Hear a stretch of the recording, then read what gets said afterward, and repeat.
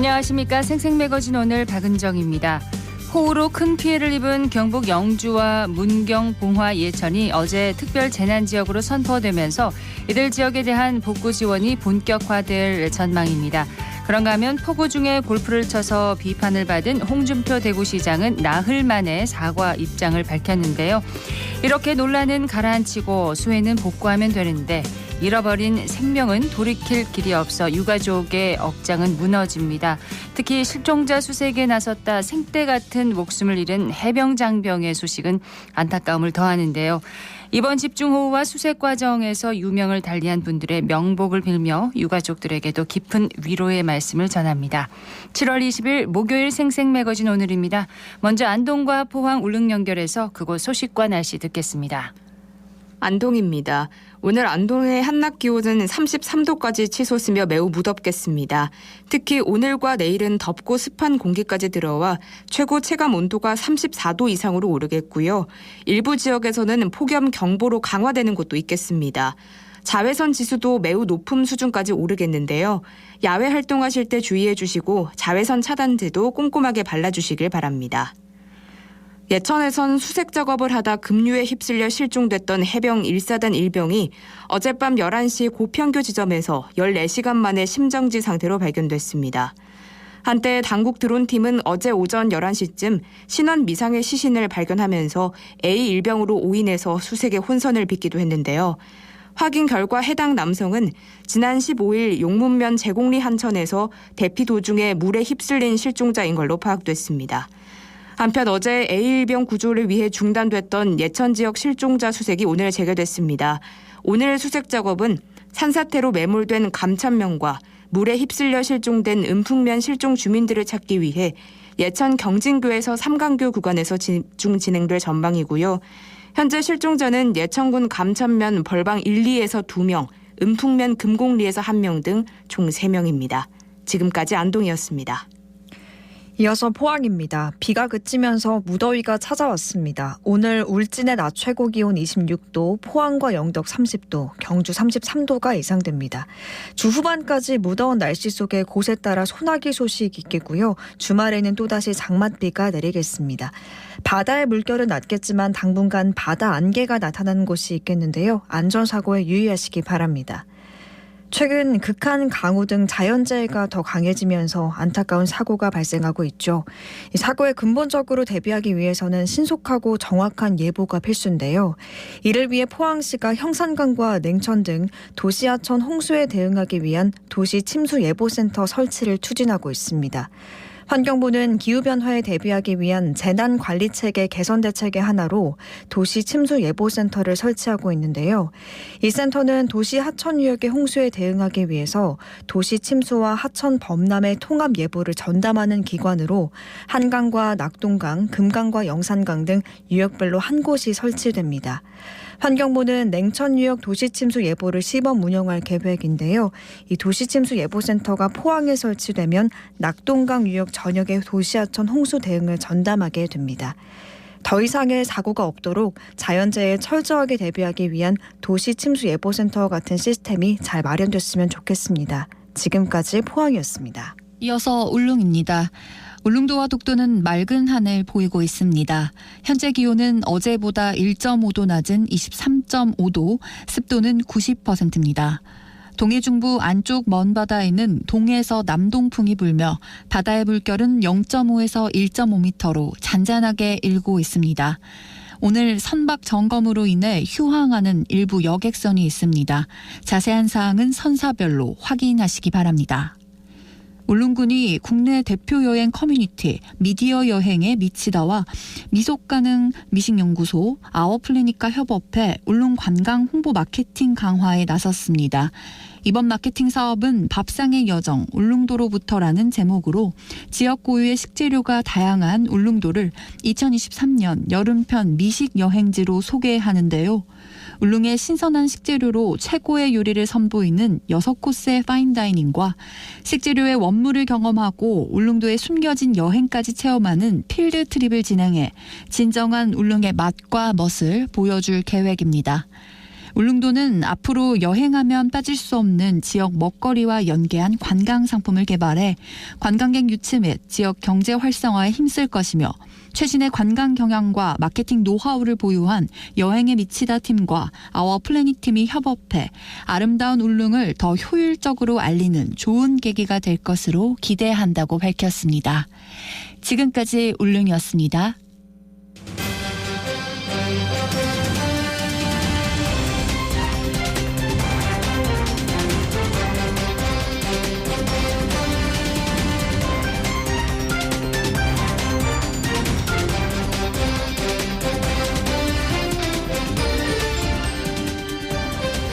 생생매거진 오늘 함께하고 계십니다.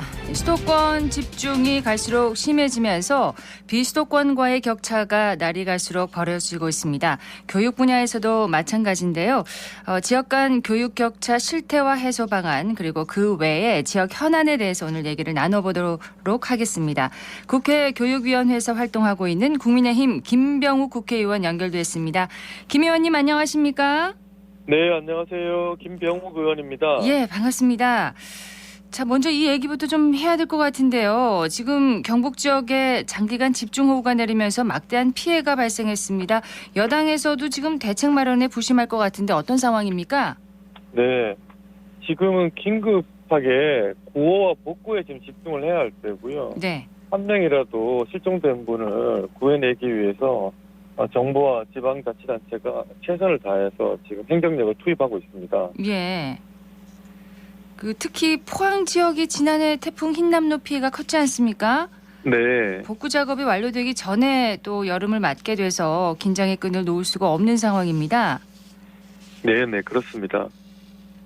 지금 작년 저희 포항 지역 같은 경우에 태풍 흰남노로 정말 역대급 피해를 입었거든요. 네. 그런데 그 집중호우의 양상이 과거와 달리 그야말로 하루 종일 내리는 비의 양이 아니라 1시간에 내리는 비의 양이 과거에는 없었던 만큼 많은 비가 내렸거든요. 그렇습니다. 저희 포항 같은 경우도 최대 시우량, 그러니까 1시간 동안 내린 비가 150mm에 달하는 지역도 있었습니다. 네. 그래서 80 되신 어르신들도 평생 이런 큰 비는 처음이다라고 말씀을 하셨거든요. 과거에도 우리 포항이나 경북 지역에 태풍이 많이 왔었는데 그런 대형 태풍을 다 겪으신 어르신들조차 이런 비 피해는 처음이다 이렇게 말씀을 하신 거니까요. 네. 집중호우의 양상이 매우 달라진 거고 그에 맞춰서 대피 행정 체계라든가 그리고 특히나 하천이나 산사태 위험 지역 이런 데에 대해서 시설 복구라 시설 보수가 매우 시급한 상황입니다. 그렇습니다. 특히 작년 흰남노 피해로 저희 지역은 아직도 이제 고통을 겪고 있는데 그 피해 복구가 매우 더딥니다. 작년에 여름에 태풍이 발생했는데 이후에 예산을 편성을 하고 또 이제 이 하천이라든지 피해 지역 복구 사업을 할 업자를 선정을 하고 또 그 업자가 설계를 하고 또 어떤 경우에는 같은 구간의 사업인데도 사업자가 여러 곳인 것도 있고요. 네. 이러다 보니까 주민들의 기대만큼 신속하게 피해 복구지 사업이 진행이 되지 않더라고요. 네. 지금 저희 포항이나 경주도 그런데 올해 지금 예천이나 경북 북부 지역도 지금 이런 시행착오를 또 답습할 가능성이 크거든요. 그렇죠. 이런 걸 감안해서 중앙정부와 우리 지방자치단체가 좀 이 피해 복구를 단축할 수 있는 그런 행정체계를 간소화하는 그런 것도 지금 빨리 연구를 하고 제도 개선을 해야 된다고 생각합니다. 제대로 복구하는 것도 필요하지만 좀 조속히 좀 속도를 내는 것도 필요하겠네요. 맞습니다. 지금 엎친 데 덮친 벽으로 만약에 포항이나 경주에 또 비가 온다고 하면 예. 작년에 피해가 다 이렇게 복구가 되지 않았는데도 또 큰 비가 온다고 하면 정말 또 상상하기 어려운 그런 큰 피해를 입을 것 같아서 많이 걱정입니다. 예. 그리고 이 전국적으로 나타나고 있는 집중호우로 인한 피해를 돌이켜보건데 지금 이명박 정부에서 추진했던 4대강 사업을 연장해서 주요 하천과 하천에 연결된 지류지천을 준설하고 제방을 보강하는 이 4대강 사업 연속 사업을 네. 빨리 시행할 필요가 있겠다는 말씀 다시 꼭 드리고 싶습니다. 포항 같은 경우에도 동해로 흐르는 유일한 강이자 가장 긴 강이 형산강이 경주에서 포항에 이어져 있는데요. 네. 강이 흰남노 때 잘못했으면 포항의 형산강 하구가 범람할 뻔했습니다. 그런데 지금 보면 오랫동안 하천 준설을 하지 않아서 모래톱이 어떤 데는 하구인데도 무릎까지 찬 데도 있거든요. 네. 빨리 형상과 전체도 준설도 하고 또 하구 지역은 제방도도 높이 올리는 보강 사업도 해야 되고요. 네네. 이런 사업을 전국의 주요 하천에 그리고 지루지천에 좀 해야 합니다. 알겠습니다. 이번에 예. 더욱 강화된 재난 대비 방안이 도입돼야 된다 이렇게 강조를 해주셨는데 자, 네. 지역과 관련한 교육 현안 얘기를 좀 본격적으로 해보겠습니다. 네. 대구 경북의 유일한 교육위원으로서 교육 현안의 목소리를 내고 계신데 최근 경북대 등 지역 거점 국립대에 대한 과감한 투자를 요구하셨어요. 관련 내용 좀 살펴주시죠. 네. 지금 저희 의원실에서 교육부로부터 대학 재정 지원 사업비 지원 현황을 받아서 살펴봤는데요. 경북대를 비롯한 지방에 있는 지역 거점 국립대가 정부로부터 받은 돈과 서울대가 받은 돈을 비교해 보니까 서울대가 거의 2배 가량을 받았습니다. 네. 서울대가 작년 같은 경우에 재작년 같은 경우에 약 4,500억 정도를 지원받았는데 나머지 대학들은 그 절반 정도밖에 받지 못했더라고요. 결국 서울과 지방의 교육 격차라는 게 이 서울대와 지방 거점 국립대의 교육 격차가 연장된 상황이다. 저는 이렇게 생각하고 네. 지방의 교육 경쟁력을 강화하고 수도권 집중화되는 현상, 수도권 솔립 현상을 완화시키기 위해서라도 지방 거점 국립대를 중심으로 지방대학에 정부가 좀 더 과감하게 투자를 해야 된다. 지금까지 서울과 수도권 대학에 많은 투자를 했다면 이제는 정말 네. 혁명적인 투자를 지방 대학에 해줘야 된다. 그렇게 말씀드리고 싶습니다. 자, 서울대 규모가 커서 재정 지원이 이렇게 많나 싶어서 이렇게 살펴보면은 신입생 선발 인원이 서울대가 3,500명 선이고요. 경북대가 5,000명 선입니다. 학생 수로는 경북대가 훨씬 많더라고요.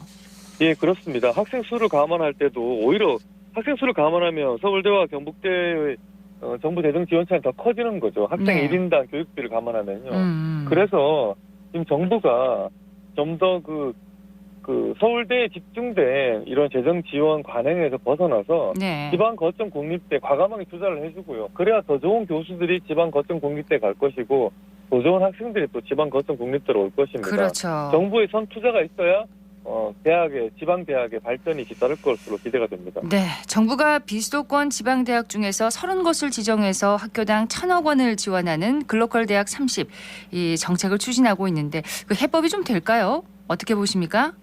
저는 이 글로컬 대학 30 정책에 매우 큰 기대를 걸고 있습니다. 지금까지 우리 정부가 각 지방자치단체도 그렇고 대학에도 그렇고요.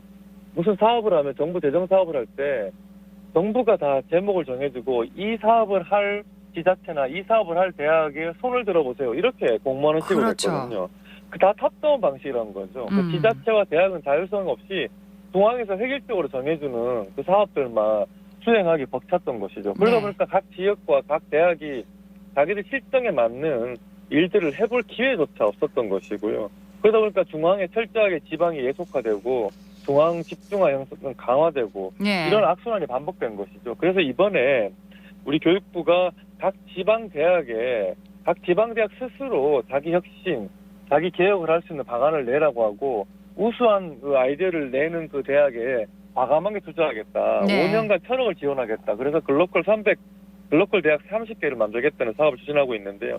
이번에 보면 각 지방에 있는 대학들이 다 과감하게 대학 간 통합을 한다거나 예. 아니면 아예 학부 전체를 없애고 원 칼리지로 한동대 같은 경우에는 통으로 학생들을 받아서 학생들을 자율적으로 전공을 선택하게 하는 그런 새로운 그 학생 전형 모델도 제안하기도 하고요. 그래서 예. 이런 각 대학이 스스로 개혁하고 혁신할 수 있는 그런 좋은 기회를 이런 글로컬 대학이 제공했다고 생각을 하고 이를 새로운 통해 해법이 될 수 있다. 지방 대학의 경쟁력을 높이는데 큰 동기부여가 될 것으로 기대가 됩니다. 예.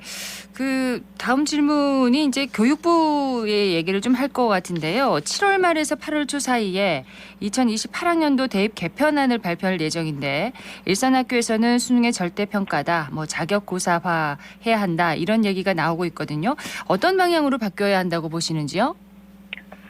당장 올해, 내년, 후내년 이 당면한 고등학생들의 대입과 관련해서 큰 제도 변화는 할 수도 없는 것이고 해서도 안 되는 것이죠. 그렇게 네. 되면 오히려 교육 그걸 놓고 많은 국민들이 불안해할 테니까요. 다만 좀 단기적으로 지금 현재 수능 중심의 그 대학 입시 구조는 좀 바꿀 필요가 있다는 게 다수의 의견인 것 같습니다. 왜냐하면은 이 수능을 중심으로 정시 선발할 경우에 대부분 사교육 의존도가 높은 지역에 그 좋은 성적을 거두는 게 그 통계로 나타나고 있거든요. 네. 저희 의원실에서 확인해 보니까 올해 서울대 정시 수능으로 입학한 학생들 가운데 거의 50%가 서울에 있는 학생들이더라고요. 서울의 고등학생이 전국의 고등학생의 16% 정도인데 실제로 서울대 정시로 수능으로 입학한 학생 절반이다. 예. 그럼 결국 서울에서 좋은 학교 교육을 받아서 그런 것이 아니라 서울에 있는 여러 그 사교육 학원들에 많이 이렇게 의존한 학생들이 결국 수능에서 좋은 성적을 얻었고 그래서 서울대를 비롯한 좋은 대학에 가더라. 이런 게 이제 입학 결과로 나타나는 거거든요. 그렇죠. 이렇게 되면 저소득층이나 지방 학생들한테는 오히려 이게 큰 역차별이 되고 있는 것이고 아주 불공정한 그 대학 입시를 우리가 하고 있는 꼴이기 때문에 네. 이걸 시정하지 않으면 안 된다는 게 지금 다수의 중론이고요. 그래서 그 단기적으로 이런 현재 수능 중심의 사교육에 의존한 학생이 유리한 이 수능 중심의 입시 구조를 좀 바꿔서 네. 대학의 학생 선발에 대한 자율권을 주고 다만 그 지역이나 계층 간에 이런 부모의 자산이나 사교육 접근성에 따른 불공정을 없애기 위해서 좀 골고루 기회를 줄 수 있도록 네. 그런 기회 균형 선발 같은 걸 좀 더 확대할 필요가 있겠다는 말씀도 드리고 예. 싶습니다. 또 지역적으로 보면은 포스텍 얘기를 좀 해보겠습니다. 포스텍 연구 중심 의대 설립을 위해서도 노력을 지금 하고 계신 걸로 알고 있는데 네. 이 부분은 지금 어떻게 논의가 되고 있습니까? 지역의 공공의료 서비스 확충뿐만 아니라 포스텍 같은 경우에는 지금 바이오 산업을 주도할 그 핵심 인력이라고 할 수 있는 의사 과학자를 육성하기 위해서 미국의 공과대학에서 운영하는 의대를 도입을 해서 연구 중심 의대라는 새로운 그 교육 과정을 네. 편성을 하려고 합니다. 그래서 포항의 포항공대 포스텍과 카이스트가 이 새로운 형식의 연구 중심 의대를 만들어서 우리가 바이오 산업을 주도할 의사 과학자를 육성하겠다고 정부에 제안한 상태이고요. 네. 지금 현재는 복지부와 교육부가 의사협회와 함께 내년도 의대 정원을 몇 명으로 할 건지 몇 명으로 늘릴 건지 그런 논의를 하고 있습니다. 그래서 최종적으로 조만간 그 의대 정원이 내년도 의대 정원이 결정이 되면 늘어나는 대로 그 중에서 이제 포항공대나 카이스트와 같이 새로운 형식의 연구 중심 의대를 만들려고 하는데 이런 새로운 의대를 허가할 것인지 예. 허가를 하면 몇 명의 정원을 줄 것인지 결정을 하게 될 것이고요. 저는 우리 정부에서 그 바이오헬스 산업을 국정 과제로 삼고 있고 대통령께서도 바이오 인재 육성에 매우 큰 관심을 가지고 있습니다. 예. 그리고 교육부와 복지부에서도 이 의사과학자 육성에 매우 큰 관심을 가지고 있기 때문에 우리 지역에서 더 조금 준비하고 조금 더 관심을 가져주면 꼭 좋은 성과가 있을 걸로 기대하고 예. 있습니다. 기대를 해보겠습니다. 네. 자, 이제 마지막 질문을 드려야 될 것 같은데 21대 국회 임기가 이제 1년도 남지 않았습니다. 남은 기간 활동 계획이나 또 바람이 있다면 한 말씀 해주시죠. 네. 지역구 의원으로서 그 포항 울릉과 그 우리 경북 지역의 그 수건 사업들을 해결하는데도 앞장설 것이고요. 특히나 제가 이제 공교롭게도 대구 경북에서 유일하게 교육위원으로 활동을 하고 있는데 그렇습니다. 이제 이 지방 소멸 문제, 또 인구 소멸 문제에 적극적으로 대응하기 위해서는 지방이 가장 먼저 해야 할 일이 저는 교육 경쟁력 강화라고 생각합니다. 예. 각 지역의 경주 여건을 높이는데 필수적인 게 교육 경쟁력이거든요. 자녀들이 학교 문제 때문에 지역에 거주하기를 꺼리고 수도권으로 집중되고 있는 문제가 반복되고 있거든요. 그래서 지역에 우리 경쟁력을 높이기 위해서 필수적으로 지방의 교육 경쟁력을 높여야 되고 이를 위해서 제가 최선을 다할 생각입니다. 네. 오늘 말씀 고맙습니다. 네, 고맙습니다. 국민의힘 김병욱 국회의원이었습니다.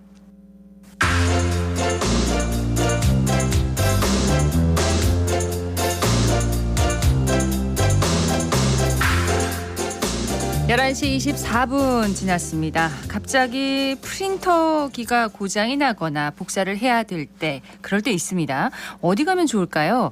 이제는 지하철역에 가면 해결할 수 있다고 하는데요. 직원이 없는 무인 프린트샵이 있다고 합니다. 윤가은 리포터가 다녀왔다고요? 네, 그렇습니다. 응대하는 직원이 없는 대구교통공사의 무인 프린트샵은 제일 먼저 2호선 사월역에 생겼습니다. 사월역에 생겼군요. 네, 그 후 2호선 신매역과 1호선 반월당역에도 매장이 생겨 간단한 출력과 팩스 등을 이용할 수 있게 됐는데요. 저는 유동인구가 가장 많은 1호선 반월당역 무인 프린트샵에 다녀왔습니다. 먼저 현장을 둘러봤습니다. 복사, 그다음에 인쇄, 여기에 가정에서 사용하기 힘든 스캔이나 팩스를 주로 이용 잘 하고 있습니다. 이용 방법이 그렇게 어렵지는 않나 봐요. 네, 지금 보시면 아시겠지만 USB를 이용한다든지 메시지를 이용하신다든지 그러면은 다 쉽게 다 누구나 보고 안내문을 통해서 다 이용 가능하실 수 있겠습니다. 먼저 USB를 슬롯에다가 꽂고 그 원하는 자료를 출력을 하시고 결제로 넘어가서 신용카드, 체크카드 결제가 가능하고요. 보시면은 화면에 요 인쇄 버튼을 누르시고 인쇄를 하시면 되겠습니다. 모르시는 부분을 보면 전화번호, 첩보 다 가능하시고 어려움 없이 이용하실 수 있을 것 같습니다. 그러면 요거 네, 그거 두 개. 두 개예요? 네, 요거 두 개 인쇄할게요. 요거 카드 넣을게요. 아니 윤가연 리포터가 지금 현장에서 도움을 주고 있는 건가요? 네, 맞습니다. 60대 아주머니께서 문자 메시지로 온 서류를 프린트를 해야 하는 상황이었는데요. 평소 스마트폰을 잘 사용하는 편인 20대나 30대의 경우에는 메신저나 이메일을 통해 서류를 전송하고 또 파일을 받아서 프린트를 하는 등 이렇게 유연하게 대처를 할 수 있는데요. 연세가 좀 있는 분들은 어려울 수가 있거든요. 그렇죠. 제가 오기 전까지 20분 동안이나 헤매셨다고 하더라고요. 안내가 필요한 분들 분명히 계실 거예요. 네, 맞습니다. 이용자 대부분이 10대에서 30대이지만 장년층에서도 이용을 할 수 있는 만큼 호출 등의 방법을 써서 자세히 알려주는 사람이 있었으면 좋겠다라는 생각을 했습니다. 무인 프린트샵 이용자의 이야기 들어보시죠. 거기서 보험 서류를 내달라 그러는데 거기서 이걸 보내주는데 내가 어떻게 출력할 줄 몰라가지고 그래서 내가 여기 왔어요. 오는 길에 이걸 봐가지고 그래 여기 지금 들었습니다. 치오 저것이 잘 모를 때는 이런 데 오면은 그 편한데 그래 안 그래 사람이 없으면은 내가 혼자 하기는 못하잖아요. 제가 그 스캔을 할 일이 있어가지고 마침 여기 있는 게 기억이 나가지고 지하철 어차피 반월당 와야 돼가지고 여기가 편해가지고 찾아오게 되었어요. 원래는 집 근처에 있는 프린터 카페를 이용했는데 제가 주로 다니는 곳이라서 여기가 더 가깝더라고요. 만약에 팩스나 아니면 인쇄 같은 거 필요하면 여기 괜찮더라고 얘기해 줄 것 같습니다. 아무래도 저희 같은 젊은 층은 쉽게 이용이 가능하지만 어르신들은 이렇게 도움이 없냐고 물어보시더라고요. 도움이까지는 어렵더라도 어르신들을 위한 설명이 있으면 좋을 것 같아요.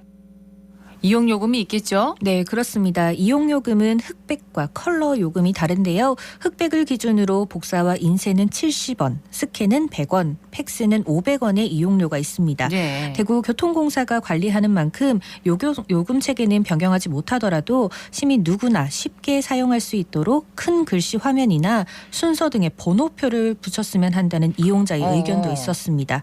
자세한 내용은 담당자의 목소리로 들어보시죠. 예, 저는 대구교통공사의 광고 및 임대사업 전체를 총괄하고 있는 사업운영부장 성인기라고 합니다. 대학생들이 작성한 리포트를 출력해야 되는 경우나 상가 계약서를 팩스로 은행에 보내야 되는 경우가 있는데 이런 불편에 착안해서 우리 공사에서는 시민들께서 매일 타고 다니시는 도시철도 역산 내에 상가를 조성해서 무인 프린터 샵을 유치하게 되었습니다. 복사나 출력은 A4 한 장당 이용 금액이 70원이고 스캔이나 팩스는 각각 100원에서 500원 정도로 이용이 가능합니다. 무인 프린터 샵 이용은 도시철도 운영 시간 중에는 언제든지 이용이 가능하고 복사나 출력하고자 하는 파일을 이메일이나 USB에 담아와서 사용하시면 됩니다. 그리고 이용하시는데 불편함이 없도록 매장 내 기기마다 상세한 이용 안내문을 부착해 놓았습니다. 무인 매장은 시민들의 자율의식이 중요한 공간입니다. 모두 함께 사용하는 공간이라는 인식을 가지고 깨끗하게 이용해 주셨으면 합니다. 정말 급할 때는 큰 도움이 될 것 같습니다. 네. 예, 무인 프린트샵. 그런데 이게 사월역에 가장 먼저 생겼다고 했잖아요. 네. 이유가 있나요? 맞습니다. 이 경산 지역에 대학이 참 많잖아요. 스쿨버스를 이용하는 학생들이 많기 때문에 사월역에 가장 먼저 생겼다고 합니다. 그렇군요. 네, 예. 이 무인 프린트샵은 2호선 사월역과 신매역 그리고 1호선 반월당역에 위치하고 있습니다. 깜빡 잊고 나온 서류나 집에서 준비 못하는 자료가 있다면 대구 도시철도의 무인 프린트샵 이용하시는 것도 좋을 것 같습니다. 다른 역에도 좀 확대되면 좋겠네요. 맞습니다. 예, 윤가인 리포터 소식 잘 들었습니다. 고맙습니다.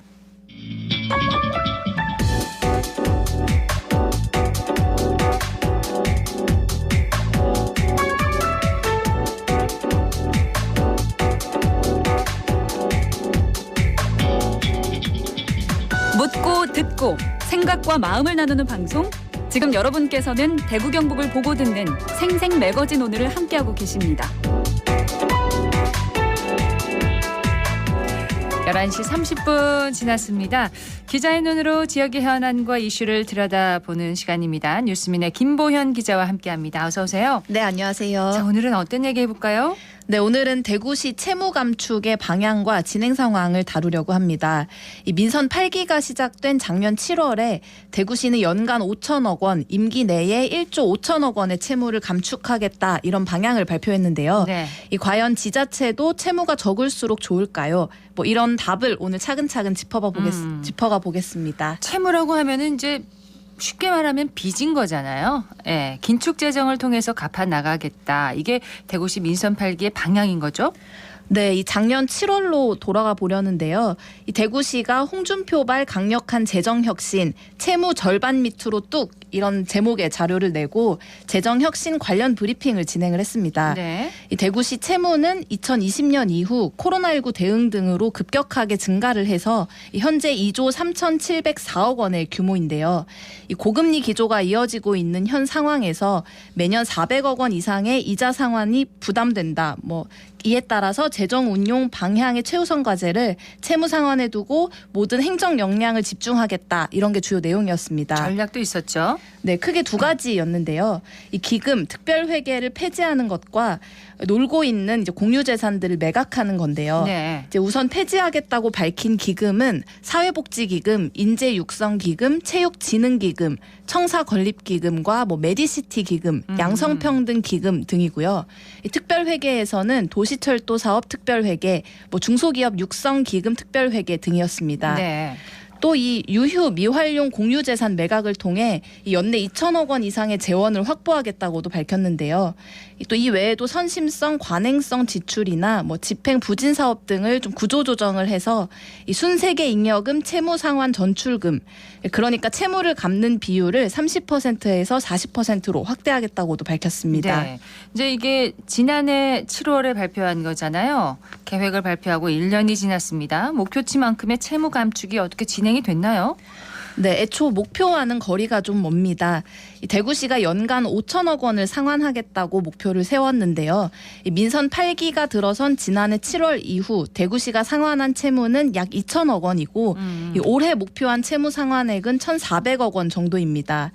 대구시는 그 이후로 이 세수 여건이 좋지 않았던 점, 그리고 부동산 가격이 내려가서 당초 계획한 공유재산을 매각하는 걸 실현하지 못한 점을 들었습니다. 네. 이 채무 내용은 연간 단위로 집계되기 때문에 올해 상반기에 대구시 채무 상환 내용을 정확하게 알 수는 없지만 여전히 금리나 부동산 같은 금융시장 상황이 좋지 않는 점을 미뤄보아서 연간 5천억 원을 상환하겠다는 목표치를 달성하기는 어려울 전망입니다. 네. 이 올해 대구시 예산안 및 기금 운용 계획안 검토 보고서를 살펴봤는데요. 이 대구시는 올해 지방채 2,740억 원을 발행하고 4,148억 원을 상환할 계획입니다. 이 중에서 기존 지방채를 상환하고 차환을 위한 신규 발행 2천억 원과 지방채 증권 740억 원 이런 걸 제외하면 자금 차입을 위한 지방채 발행액은 없다고 하고요. 네. 그러니까 올해 채무 상환액이 이 상환할 금액에서 또 발행할 지방채를 빼면 약 1,400억 원으로 잡힌 거죠. 다만 취재를 해보니 대구시 측은 올해 생각보다 세수 여건이 좋지 않아서 아직 상황을 알 수 없다고 설명을 했습니다. 네. 대구시가 갖고 있는 이 채무의 성격도 좀 중요할 것 같아요. 네, 맞습니다. 이 대구시가 갖고 있는 채무 성격을 살펴볼 필요가 있는데요. 2021년 말 기준 대구시가 갖고 있는 채무를 이자율 기준으로 구분을 하면 네. 1.5% 미만이 86% 정도입니다. 또 1.5%에서 2% 사이 구간은 13.7%고요. 또 2% 이상 비교적 고금리인 채무는 4억 원으로 0.02% 수준입니다. 이 대구시는 지난해부터 이 금리가 높은 것부터 우선적으로 상환하고 있다고 설명을 했지만 이 채무의 성격을 보면 당장 급하게 갚을 필요가 없다는 지적도 나옵니다. 네. 가정에서는 빚이 없는 게 당연히 좋은 거잖아요. 지자체 입장도 그런가요? 네, 이 가정살림하고 국가재정을 혼동하는 데서 좀 오해가 생길 수 있는데요. 이 가정살림의 원칙은 쉽죠. 이 수입이 늘면 지출을 늘리고 또 수입이 줄면 허리띠를 졸라매면 되는데요. 네. 빚은 당연히 없거나 적을수록 좋습니다. 그렇죠. 하지만 국가재정은 정반대인데요. 내수가 좋지 않아서 국가의 세수입이 줄어들면 오히려 지출을 확대해서 경기를 부양해야 하는 측면이 있죠. 또 반면에 경기 과열로 세수입이 늘면 거꾸로 지출을 줄일 필요가 있습니다. 네. 이 경기 조정이 국가재정의 주요한 역할이기 때문인데요. 또 한편으론 우리가 기업을 생각해 보면 조금 이해를 하기 쉽습니다. 이 기업 경영과 비교를 해보면 비효율적인 기업은 시장에서 도태가 되죠. 이 빚이 적은 기업이 살아남는 게 아니라 네. 이 부채가 적절한 기업이 살아남기 마련입니다. 이 투자를 해야 될 때는 외부 자금을 통해서 과감하게 투자를 하고 시장 상황에 따라서 빚을 상환하는 게 좋은 경영이라 할 수 있는데 이 국가재정은 주로 기업 경영과 비교를 하기도 합니다. 예, 국가나 지자체 또 기업은 빚이 적은 게 무조건 좋은 건 아니네요. 네, 그렇죠. 좋은 부채와 나쁜 부채도 있나요? 네. 간단한데요. 시중보다 금리가 낮으면 좋은 부채로 분류를 할 수 있고 높으면 나쁜 부채로도 분류를 할 수 있습니다. 물론 가장 나쁜 부채는 이 부족한 현금을 메우려고 차입한 외채인데요. 외채요. 네, 그것도 이제 상환 시점이 단기에 몰려 있고 이자율이 높은 부채일수록 나쁘다고 볼 수 있습니다. 좀 더 쉽게 예를 들어드리면 네. 2% 이자로 조달을 해서 2% 이상의 수익이나 효용을 창출할 수 있다면 또 그리고 국채로 조달한 자금을 적절하게 활용한다면 재정의 지속 가능성이 더욱 커질 수 있습니다. 특히 광역 지방자치단체는 이 지역개발기금 채권을 발행할 수 있는데요. 예. 이 자동차 등록 등 의무적으로 사들여야 하는 국공채가 있는데 이 공채가 바로 지역개발기금 채권입니다. 이게 1%로 조달한 자금으로 지역 개발 사업에 2%의 이자를 받고 융자 사업을 하면 흔히 말해 이게 앉아서 돈을 벌 수 있는 거죠. 그렇죠. 이 형식적으로는 지역개발기금도 지자체의 채무에 속합니다. 그래서 한편으로 이 지역개발기금 채권을 많이 발행하는 지자체는 지자체의 채무 비율은 상승할 수 있지만 재정의 지속 가능성은 오히려 좋아진다 이렇게 볼 수 있는 거죠. 잘 구분을 해서 적절한 시기에 적절하게 또 채무를 갚는 게 중요하다. 이런 얘기인 것 같은데요. 네, 그렇죠. 이 채무를 정확하게 판단을 하는 게 핵심입니다. 이 문제는 이 적절한 국가부채의 규모를 도출하는 수식이 존재하지 않는다는 점인데요.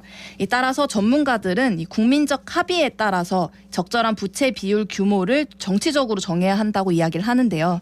우리가 정치를 보는 시각하고도 좀 비슷한 것 같습니다.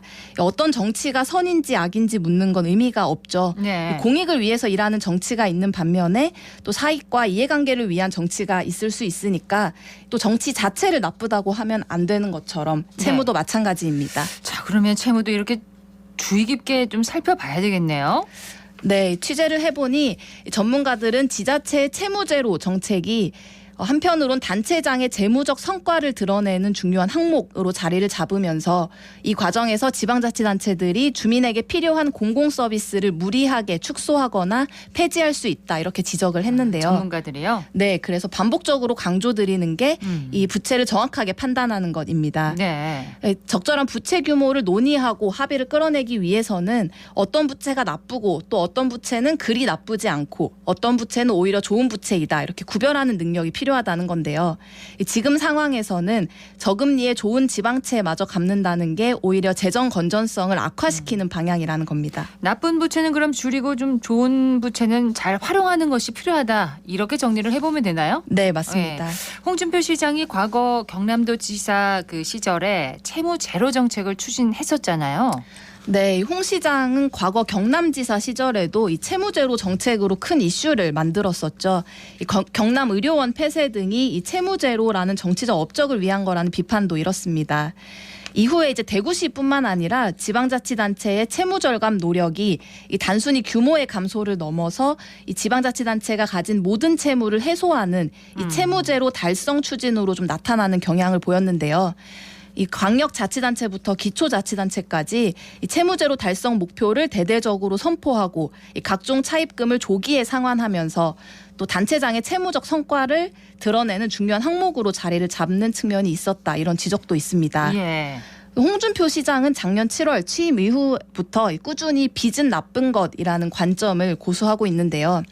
지난해 7월에 재정혁신 계획을 발표하던 시점엔 SNS에 성인이 되면서 가난하더라도 빚을 멀리했고 경남지사로 재직할 때는 채무 상환에 주력해서 3년 6개월 만에 채무제로를 달성하기도 했다.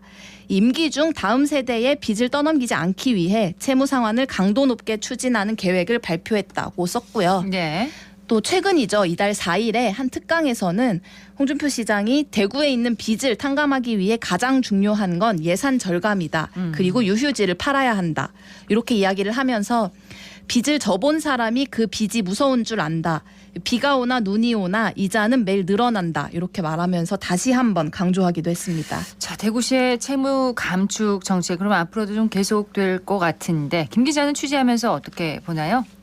네, 제가 앞서 코너 시작에 질문을 드렸죠. 지자체도 이왕이면 부채가 적으면 좋을까? 네. 그 답을 한마디로 말씀을 드리면 지자체의 부채는 적을수록 좋은 게 아니라 적절해야 합니다. 적절해야 한다. 네, 이게 계속 설명드린 것처럼 부채는 나쁜 부채, 그리 나쁘지 않은 부채, 그리고 좋은 부채가 또 존재를 하니까요. 네. 이 셋을 모두 혼용해서 쓴다면 그리고 모두 우리 후손의 부담이라고 말하면서 형식적인 이 부채의 비율만 줄인다면 오히려 재정의 지속 가능성이 더 훼손될 수 있습니다.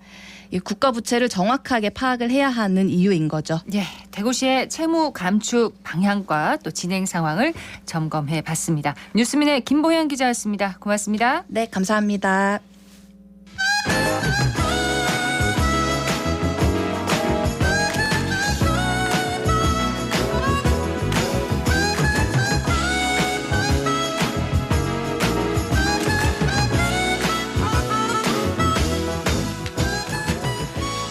(11시 41분) 지나고 있습니다. 우리가 몰랐던 역사의 진실과 이면을 들여다보는 시간입니다. 다시 읽는 역사. 정만진 작가 스튜디오에 나오셨습니다. 어서 오세요. 예, 안녕하세요. 자, 오늘 우리가 다시 읽어볼 역사는 뭔가요?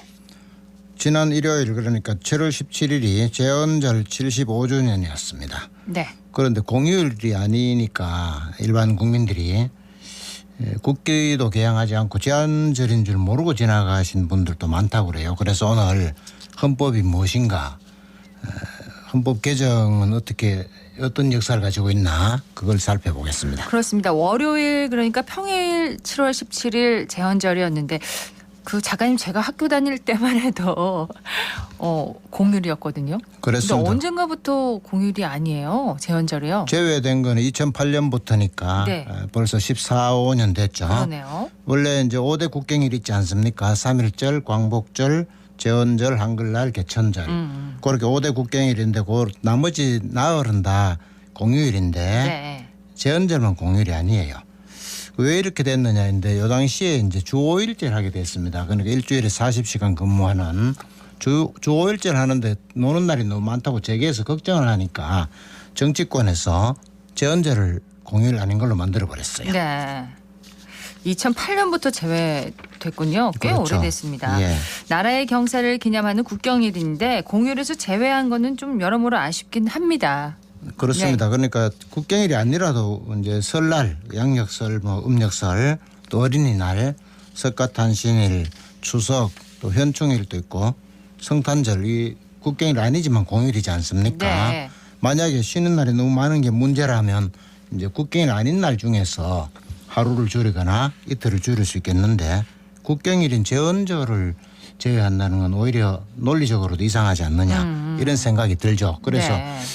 일각에서는 만약에 노는 날이 너무 많다면은 종교와 관계되는 석가탄신일과 성탄절을 줄이면 된다. 왜냐하면 이것은 그 종교 신자들한테는 굉장히 중요한 일이지만 모든 국민한테 해당되지는 않으니까. 또 반발은 좀 심할 것 같긴 그렇죠. 합니다. 그러니까 어린날, 설날, 추석, 네. 현충일은 모든 국민하고 관계되니까 어떻게 할 수도 없는데 네. 그래도 종교와 관계된 건 또 줄일 수도 있지 않느냐. 이 공휴일 아닌 나라도 있으니까 뭐 이런 논리를 펴는데 사실은 이 공휴일을 정하고 안 정하는 게 이제 정치인들이 하잖아요. 대통령과 네. 국회의원들이 주로. 그럼 정치인들이 정치적으로 판단을 하니까 종교계나 신자들 눈치도 보고 하니까 그렇게 하지 못하지 않겠나. 네. 우리나라 정치인들이 어떤 생각을 하고 있나 이걸 상징적으로 보여주는 사건이라고 보겠습니다. 어쨌든 재헌절 참 중요한 날입니다. 공휴일이냐 아니냐보다는 헌법 정신이 정치와 행정 등 모든 권력 분야에서 잘 지켜지고 있느냐 이게 또 본질적인 문제이겠습니다만 그래도 권력을 직접 행사하지 않는 일반 국민들 입장에서는 재헌절이 공휴일에서 제외되면서 헌법에 대해서 잠시라도 생각해보는 그런 시간 계기가 좀 사라지지 않았나 싶기도 그렇습니다. 그러니까 합니다. 이제 국민들이 재헌절이 공휴일이기 때문에 뭐 오늘 재헌절인 걸 안다 이게 이렇게 하자는 게 아니라 어쨌든 국민들이 헌법의 그 정신을 지키고 헌법의 의의를 생각하게 하는 계기를 정치권 제공해야 되기 때문에 그래도 공휴일 하는 게 좋지 않느냐 이런 얘기가 나는데 이제 헌법이란 것은 그 나라를 통치하는 구조를 어떻게 할 것이냐 국민 기본권을 어떻게 정할 것이냐 이걸 정하는 최상위 법률이기 때문에 일반 국민들은 민주공화국 국가에서는 일상생활이 전부 헌법과 관계가 됩니다. 그러니까 헌법에 내가 하고 있는 행동과 뭐 말 이런 것들이 우리나라 헌법에 맞느냐 여기 이걸 잘 지키는 사람은 민주시민이 되고 그렇지 않으면 민주시민이 못 되기 때문에 항상 헌법에 대해서 알게 해야 되는데 사실 365일 다 기억하기는 어렵잖아요. 그렇죠. 그래서 하루라도 재헌절이라도 해서 기억하게 하면 잘 될 건데 그게 없어지니까 일반 시민은 그만 재헌절을 기억 못하는 게 중요한 게 아니고 헌법이라는 게 있다는 사실 그걸 잊어버리게 되니까 정치권에서는 재헌절을 다시 공휴일로 지정하는 것이 국민들에게도 오히려 잘하는 행동으로 보이지 않을까 그래 여겨집니다. 실제로 근래 재헌절을 이 공휴일로 다시 이제 지정하는 문제를 두고 여론조사를 했는데 대체로 80% 안팎의 지지를 얻었더라고요. 정치권에서도 관심을 가질 필요가 있는 그런 현안이 아닌가 싶기도 합니다. 그렇습니다. 그러니까 정치권이 헌법을 더욱더 존중하고 홀대하는 일을 해서는 절대 안 되겠죠.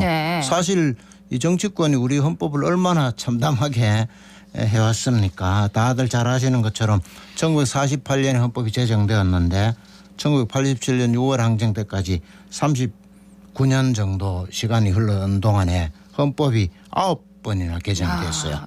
그래서 4년마다 거의 4년마다 개정이 됐습니다. 이만하면 뭐 누더기 헌법이라고 할 수 있겠는데 지금 87년에 개정되고 나서 지금까지 다시 36년 흐르는 동안은 개정이 안 됐기 때문에 지금 이 헌법이 가장 오래된 헌법이죠. 자, 이렇게 헌법이 뭐 3, 4년, 4년에 한 번꼴로 개정됐다고 얘기를 하셨는데 물론 역사적인 배경이 있죠. 그렇습니다. 결론을 먼저 말씀드리면 헌법이 옛날에 이렇게 많이 개정된 거는 그 시대가 민주주의 시대라기보다는 독재 정치 시대였기 때문에 이 독재 권력을 휘두르는 사람들이 자기들한테 유리하게 헌법을 마구 바꾼 거예요.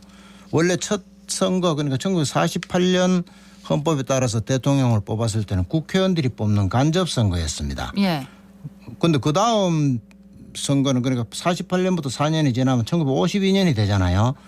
전쟁이 일어났고 국민들 경제가 파탄에 도달했기 때문에 이 국회의원들 사이에서 이승만 안 되겠다 이런 기류가 굉장히 강하게 흘렀어요. 그런데 국민들은 정치를 잘 모르니까 이승만이 생각할 때 직선제래야 자기가 되겠다 이렇게 생각해서 직선제로 개정을 하면서 한 번 더 하는 걸로 끝나는 게 아니라 종신 대통령을 해야 되겠다 이런 생각을 해가지고 발췌 개헌이란 것도 하고 사사 오입 개헌이란 것도 하고 이래서 무리를 반복하다가 결국 1960년 4월 혁명을 맞아서 하야를 해가지고 미국으로 망명하게 됩니다.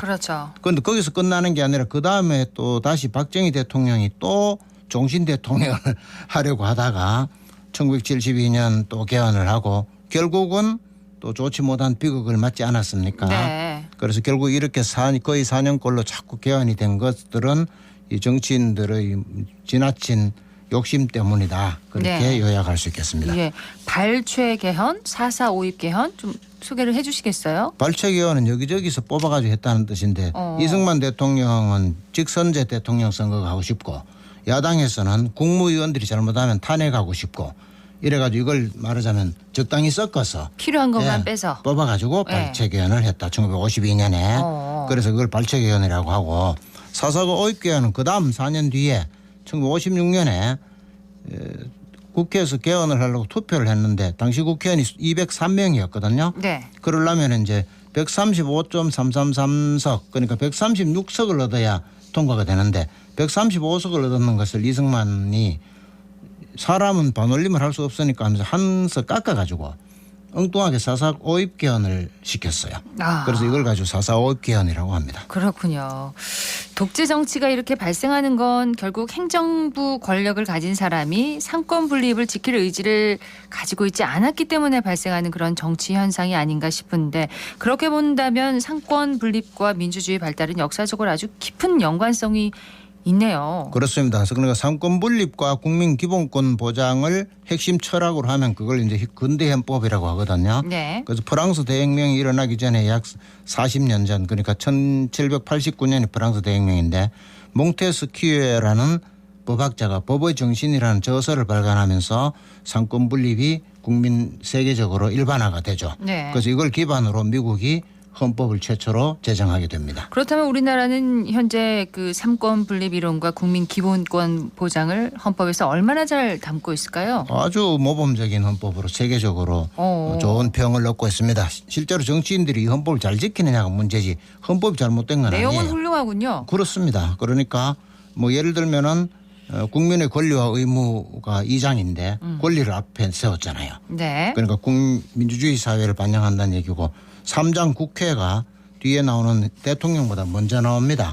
그러니까 민주주의 정신을 잘 지키겠다는 의지가 충실히 반영된 모범적인 상권 분립 헌법입니다. 예, 우리 헌법 전문에 보면은 3.1운동 그리고 4.19 혁명 정신을 계승한다 이렇게 밝히고 있지 않습니까? 3.1운동의 결과물로 탄생한 임시정부 때도 그럼 헌법이 있었나요? 그렇습니다. 그러니까 1919년 4월 11일에 처음으로 헌법이 제정이 되고요. 그 뒤로도 임시정부에서도 몇 차례 개정이 되는데 네. 모두 일조는 뭐였나 하면은 대한민국은 민주공화국이다였습니다. 이게 지금도 계속 반복되고 있죠. 그렇죠. 임시헌법에 보면은 대한민국 인민은 남녀 귀천 빈부 계급 없이 모두 평등하다. 이렇게 보면 우리 헌법은 처음부터 지금까지 계속 훌륭한 헌법이다. 네. 그렇게 말할 수 있습니다. 제헌절 75주년을 보내면서 헌법의 의미와 역사를 알아봤습니다. 정만진 작가였습니다. 고맙습니다. 네, 고맙습니다.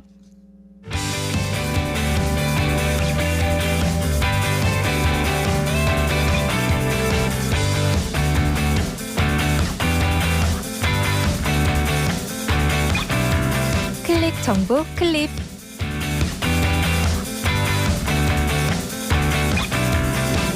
어제 폭염주의보가 발효된 데 이어서 오늘 역시 찜통더위가 이어질 전망인데요. 요즘 계속되는 변덕스러운 날씨에 건강관리 주의하셔야겠습니다. 더운 날씨에는 온열 질환을 특히 조심해야 하는데요. 가장 더운 시간인 낮 12시부터 오후 5시까지는 야외 작업이나 운동을 자제하고 시원한 곳에 머무르는 것이 좋고요. 갈증을 느끼지 않아도 규칙적으로 물을 자주 마셔야 합니다. 외출 시에는 양산이나 모자로 햇볕을 차단하고 기상 상황을 수시로 확인하시기 바랍니다.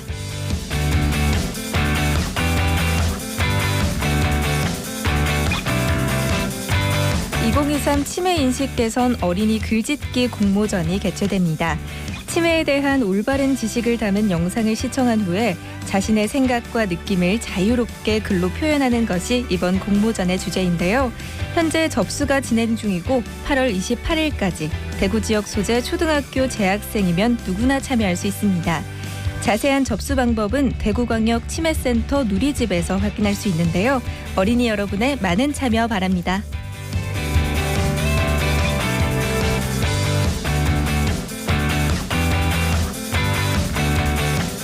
대구미술관에서 어미홀, 당신의 언어가 되기까지라는 제목의 새로운 교육 프로그램을 운영합니다. 8월부터 매주 수요일 오후 3시에 진행되는데요. 작가와 관람객이 함께 자유롭게 소통하고 체험하는 프로그램입니다. 매회 주제와 관련한 특별한 향기와 음악과 함께 상상력을 자극하는 여러 활동이 준비되어 있는데요. 이번 교육은 기획 전 회화 안인을 관람했거나 관람 예정이라면 누구나 참여할 수 있고요. 대구시 통합 예약 시스템을 통해 선착순으로 마감됩니다.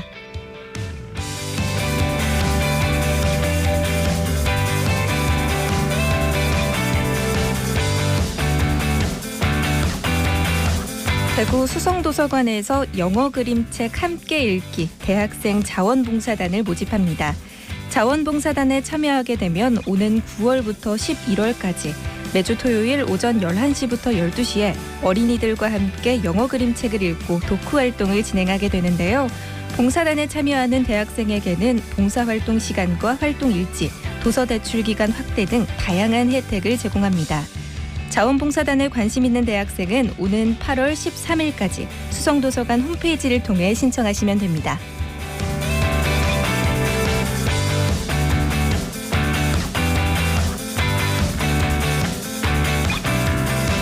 몸속의 대장도 나이가 든다는 사실 알고 계셨나요?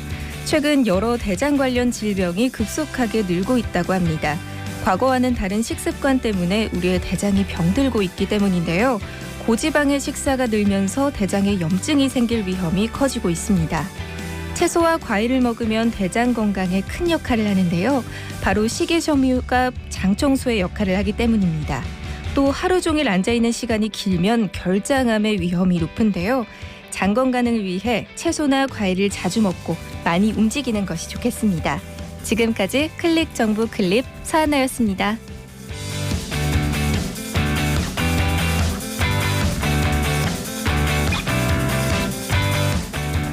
전국적으로 강한 호우가 이어지면서 싱크홀이라고 불리는 이 땅꺼짐 현상이 곳곳에서 발생하고 있습니다.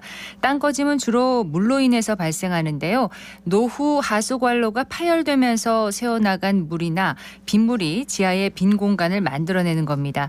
지난 16일에는 대구 북구 팔달동에서 18일에는 북구 칠성동 도로에서 이 땅꺼짐 현상이 확인됐는데요. 싱크홀은 큰 사고로 이어질 수 있는 만큼 발견하면 즉시 해당 지자체나 또 안전신문고로 신고해 주시면 좋겠습니다. 7월 20일 목요일 생생매거진 오늘 준비한 순서 여기까지입니다. 지금까지 박은정이었습니다. 여러분 고맙습니다.